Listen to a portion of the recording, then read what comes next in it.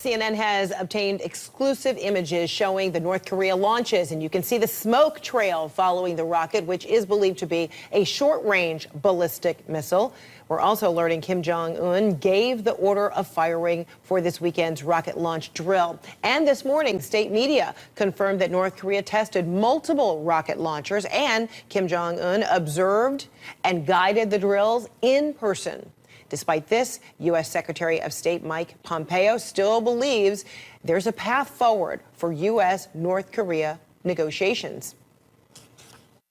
So we know a couple things. One, at no point was there ever any international boundary crossed. That is, they landed in the water east of North Korea and didn't present a threat to the United States or to South Korea or Japan. We know that they were relatively short range. And beyond that, we know they weren't intercontinental ballistic missiles either.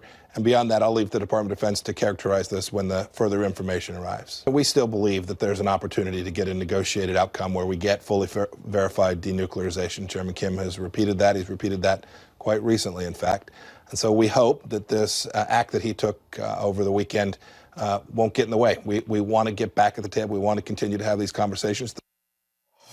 All right, joining me now, Director of the Center of Korean History and Public Policy at the Wilson Center, Jean H. Lee. Good to see you, Jean. So first, what is your reaction to Pompeo saying there remains a path forward, even now there is this kind of evidence of a missile test? Well, I have to say, what this shows is that Kim Jong-un is getting impatient. Remember that, by all accounts, it was President Trump who walked away from his talks with Kim Jong-un in Hanoi in late February, and he's been using the time since then to plot out a strategy for how he's going to get President Trump back to the negotiations. And, you know, he has turned to a tactic that has worked so well for North Korea, and that is this type of provocation. But he's been pretty strategic about it, I have to say, and we hear that reflected in what Secretary Pompeo has said, because what Kim Jong-un has tested here, what he has launched, are not long-range ballistic missiles. Those were the tests in 2017 that got President Trump so riled up.